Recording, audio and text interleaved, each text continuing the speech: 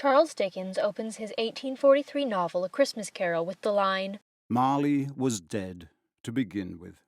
There is no doubt whatever about that." He explains a few paragraphs later that, "This must be distinctly understood, or nothing wonderful can come of the story I am going to relate. If we were not perfectly convinced that Hamlet's father died before the play began, there would be nothing more remarkable in his taking a stroll at night, in an easterly wind, upon his own ramparts, than there would be in any other middle-aged gentleman rashly turning out after dark in a breezy spot, say St. Paul's churchyard, for instance, literally to astonish his son's weak mind." the point being that the only way for the message A Christmas Carol is trying to impart to be worthwhile, and for the events of the story to have any weight, is if we, the audience, are fully on board with the idea that Scrooge is in fact receiving supernatural help sent by the ghost of his dead business partner to save Scrooge from the same fate that has befallen him. Anyway, today I want to talk about another story that covers forgiveness, human connection, and being haunted, also with ties to Hamlet. Slings and Arrows.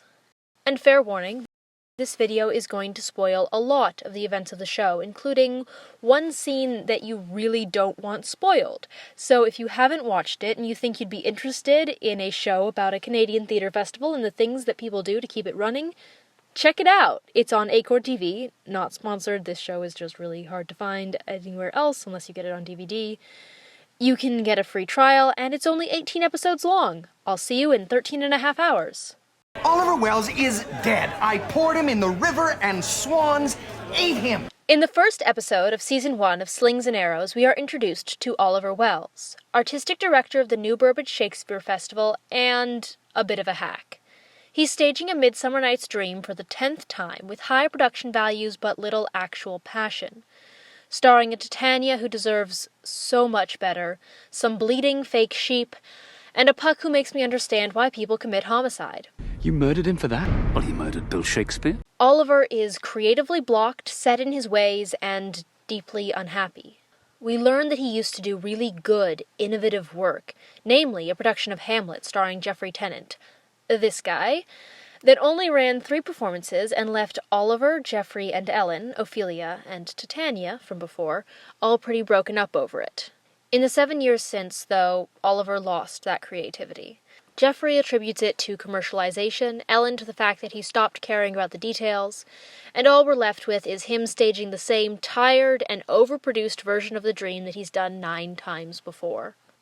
The first episode follows Oliver through the opening night of the dream, showing his loneliness and lack of passion, as well as introducing the world of the festival.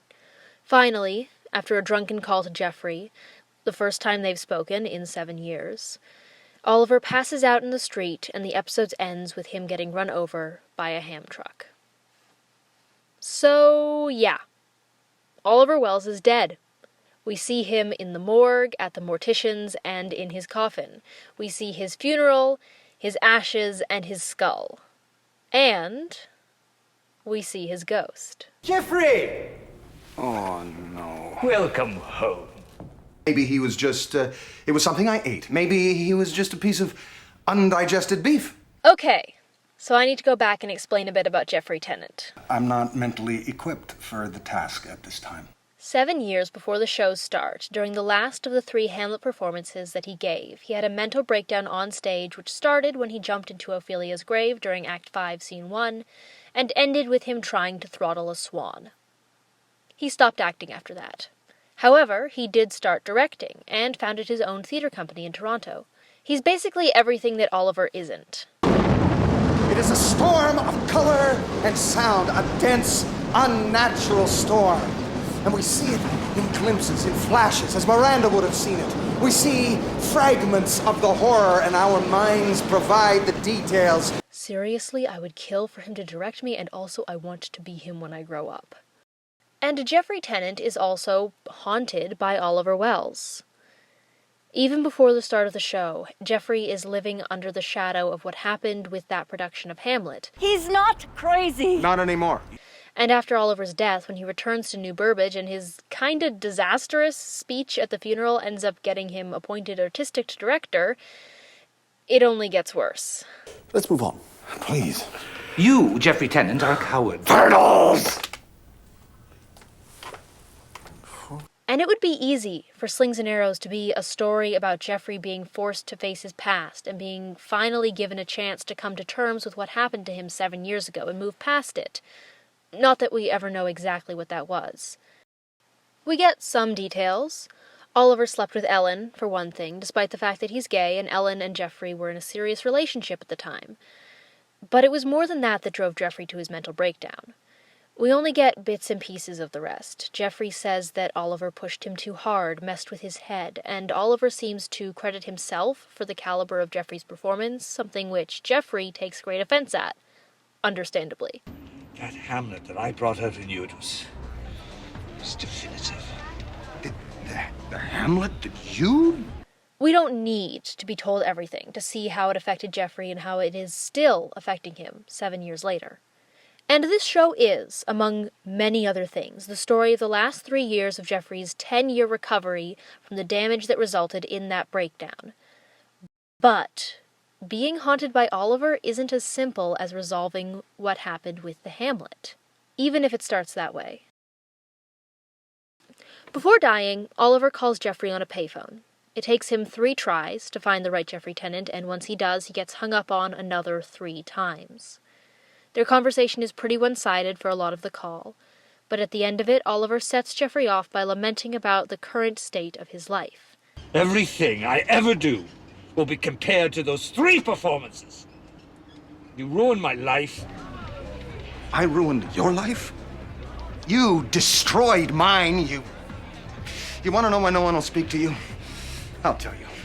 It's not that you've ruined the festival, although you have done that. And it's not just because you're a sellout. You want to know why no one will speak to you? You want to know why Ellen cannot stand the sight of you? I'll tell you. So I do not have to think of you ever again, so that you will be erased from my memory. Before Geoffrey can finish, Oliver hangs up. Oliver never gets his answer, refuses to get his answer. And Geoffrey never gets closure. He never gets to free himself from Oliver forever. In a lot of ghost stories, the ghosts stick around because of unfinished business, because there's something they need to see through or someone they need to contact. In Slings and Arrows, it cuts both ways. Oliver is haunting Geoffrey because he has unfinished business, with him, with the festival, with his own quest for purpose. And Geoffrey is haunted by Oliver because he never got the chance to actually say what he really thinks of him. Only the show dances around whether or not Oliver is real. Are you dead or am I insane? I don't see why those 2 thoughts are mutually exclusive. And there are arguments on both sides. Geoffrey is still struggling with the fallout of his breakdown, and no one else can see Oliver after all. But, on the other hand, Oliver does seem to let a chameleon out of its cage, and he talks about things that Geoffrey would have no way of knowing. Oliver himself seems somewhat unclear on whether he's really a ghost. Is this a crazy thing? Or do we have a connection?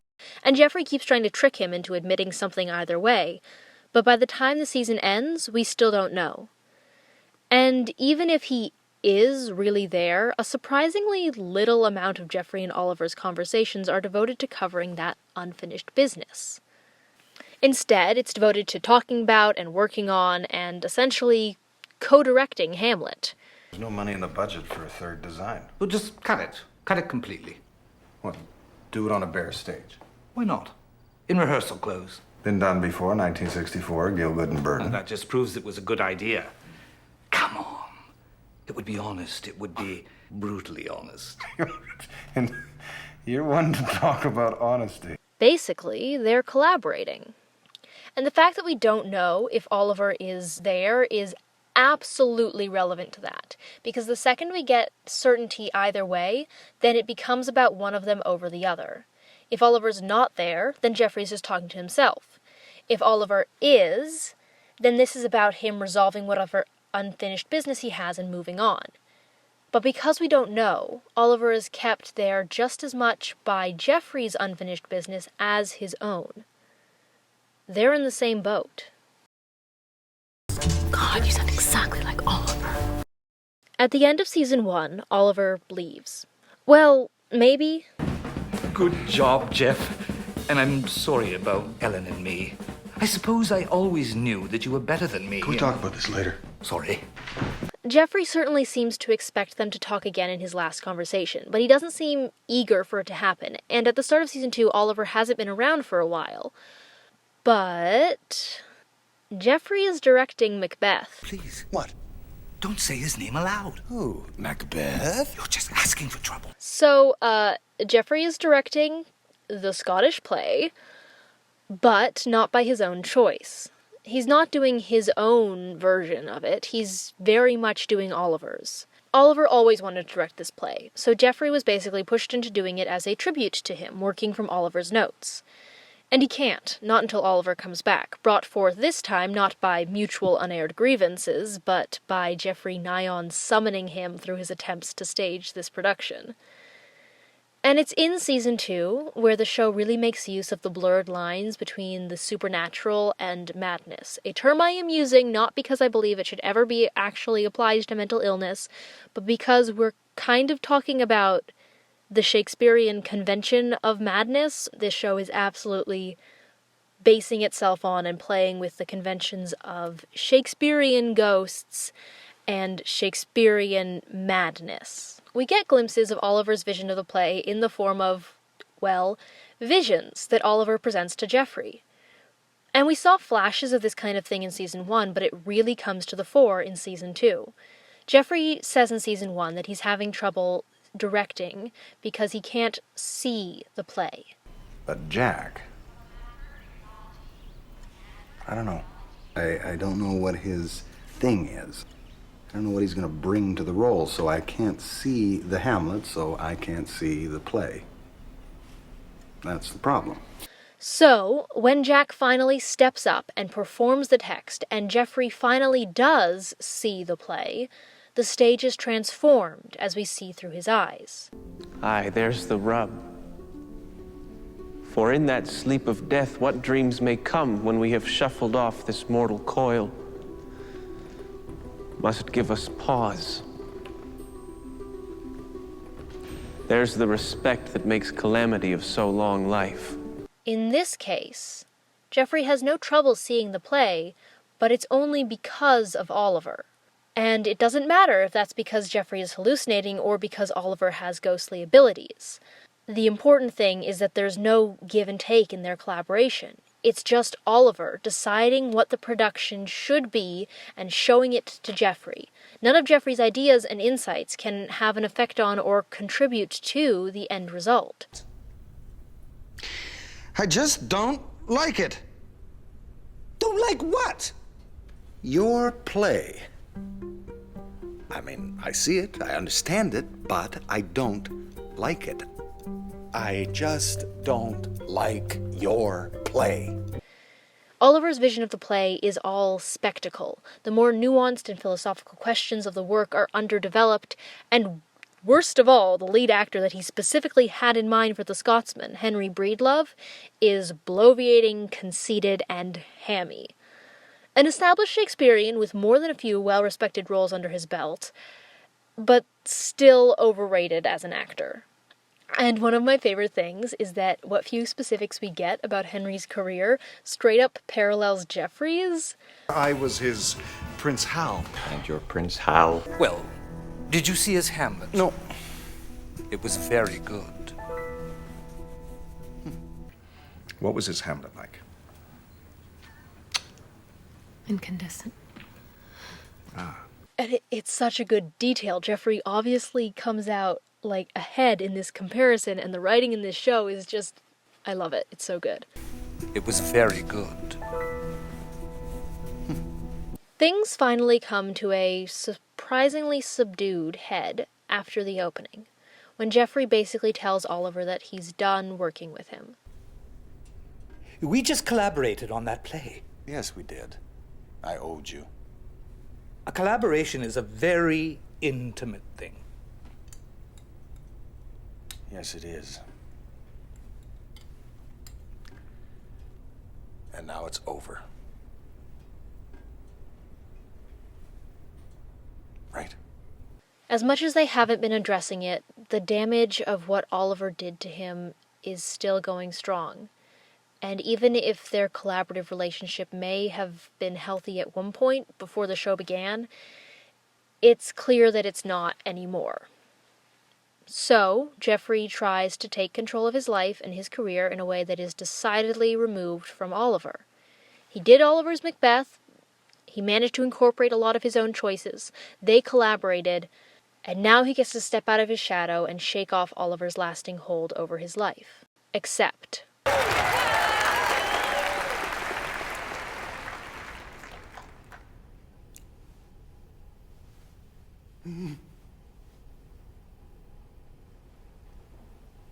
No.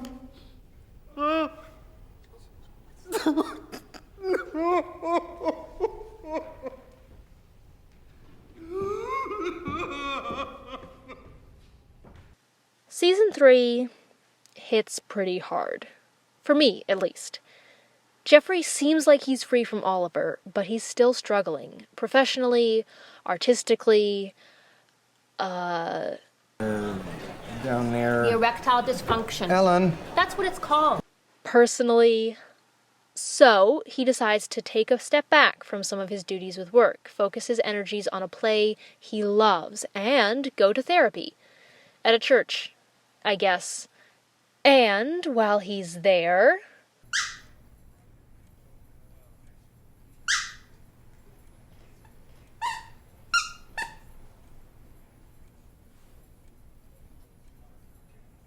Oliver comes back. So it turns out, Oliver hasn't been able to move on.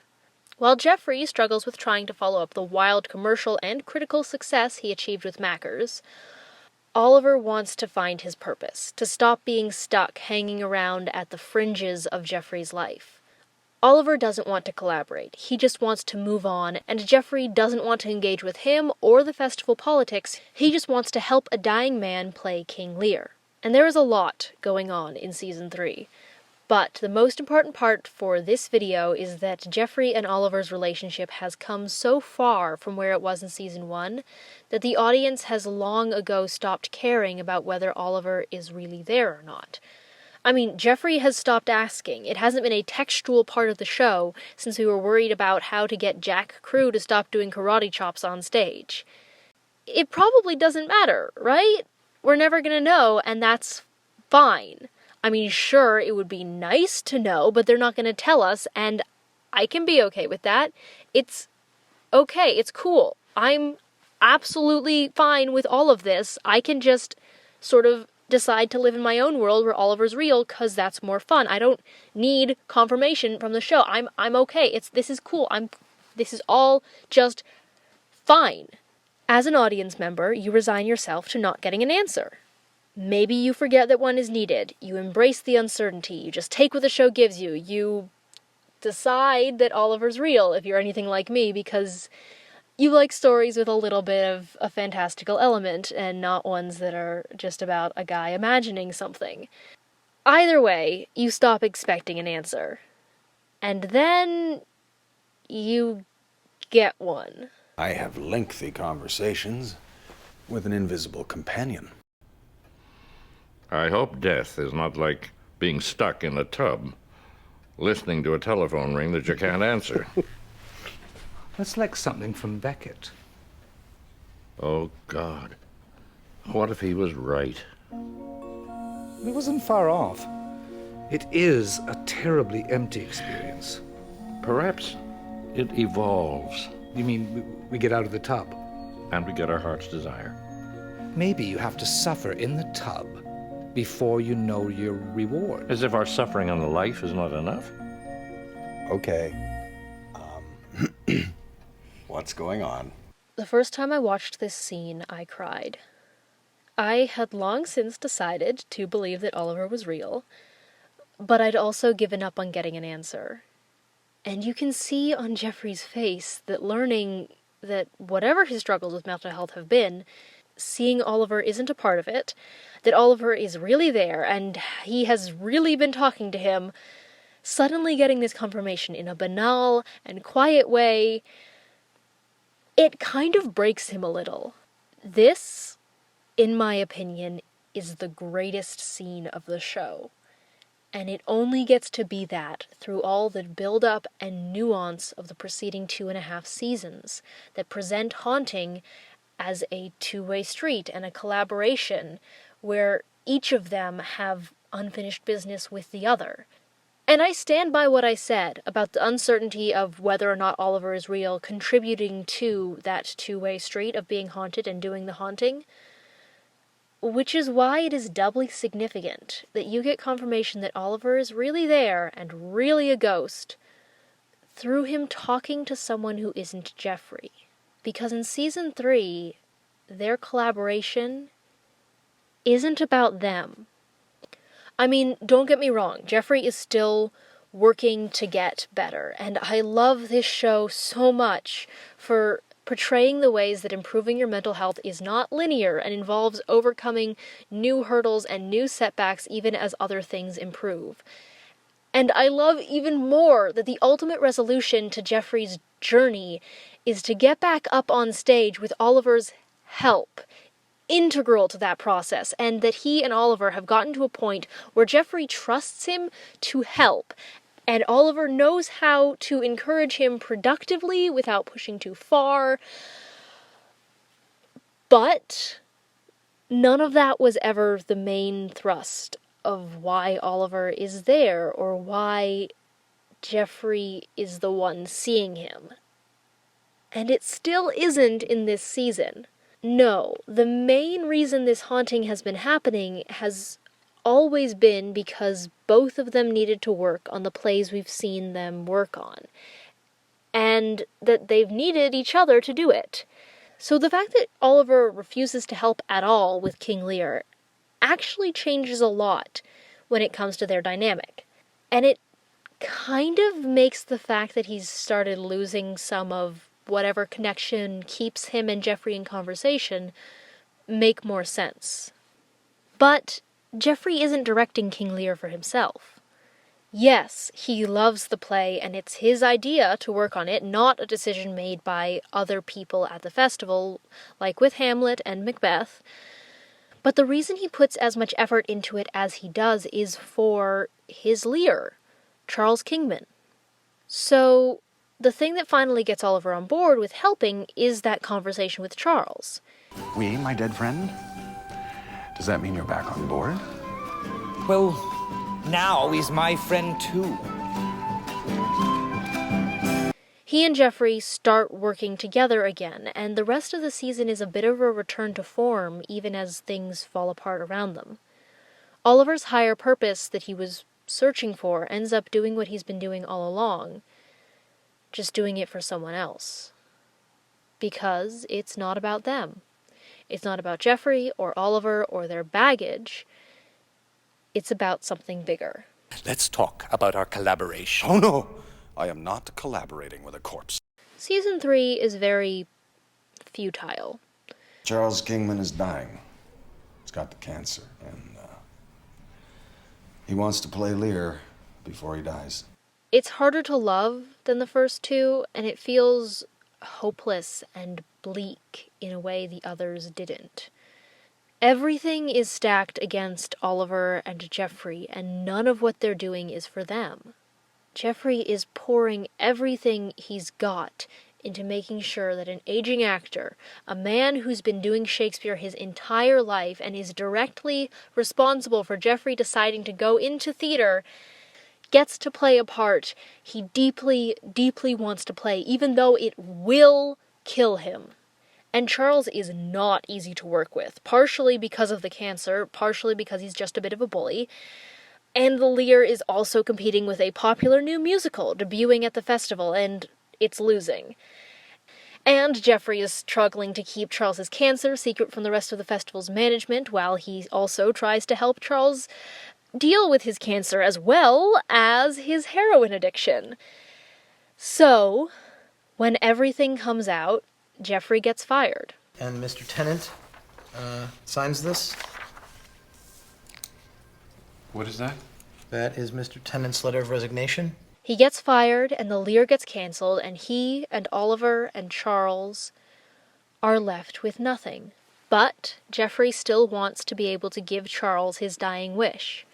So he rallies the cast and crew to put on a one-night-only performance of King Lear, a show they haven't made it all the way through even once, and we get a scene between Geoffrey and Oliver backstage that really drives home everything this show, and especially Season 3, is all about. Listen to that, Charles. Breaks your fucking heart. Will it please your highness what? What are we doing here? You and I. You must bear with me. Putting on a play. Forget and forgive. Putting on a play. I'm old. This isn't about us, is it? Foolish. No. Never was. Come. It's not about us. Season 3 is about collaboration, and it's about putting your personal crap aside so that you can help each other. At the end of Season 2, Geoffrey and Oliver have pretty much gotten closure. At the very least, Geoffrey has, even if he's still working through the trauma from that production of Hamlet. He and Oliver don't have a lot left to talk about, and anything that is left gets covered in the therapy sessions they go to. Well, that Geoffrey goes to and Oliver sits in on. The core of Season 3 is the two of them learning to put all that aside and work toward a greater purpose. Geoffrey and Ellen have to do that. Ellen and her friend Barbara have to do that. The whole cast has to do that to actually succeed at putting on this play. It's what Geoffrey tells Jack in Season 1. Now, actors are entirely dependent on other people for what they do. They need a writer, they need a director, they need someone to make their costumes and sets and props. They need a theater. Worst of all, they need other actors. That's a lot of people. That's not even including the audience. Relying on other people is terrifying, but it's worth it. Oliver is a decidedly different kind of ghost than Marley or Hamlet's father. He's not there to drive Geoffrey to do something specific. He's not Julius Caesar or Banquo reminding Geoffrey of his failures and guilt. Oliver is just as much burdened with his own impossible tasks. Geoffrey is just as much a reminder of Oliver's failures. In order for something wonderful to come of this story, you don't just need to know that Geoffrey is really getting supernatural help, but that Oliver needs help right back. And more importantly, you need to know that they're both helping someone else at the end. We're not in this alone. We need each other's help to get through this. It's not about us. It's about what we do. It's about the connections we make and what we can do for other people. That's what haunts us, what keeps us working towards an end goal even when it seems nuts. And that's what makes this show and the story it tells so integrally about the beautiful insanity of working in theater. A vastly collaborative medium that means you're stuck working with other people if you want to get anything done. So you argue and debate and struggle, and at the end of the day you put your ego aside and get down to work. Because it's not about us. Never has been. It's about what we're doing and how we get there. Together. So call me understudy, I think it's only right. My diction will be money, I'll ever find me light. Before the intermission, I'll be busy on a sprite. So call me understudy, I can't go on. He can't go on. I won't go on. He shan't go on. I can't go on tonight. Damn right.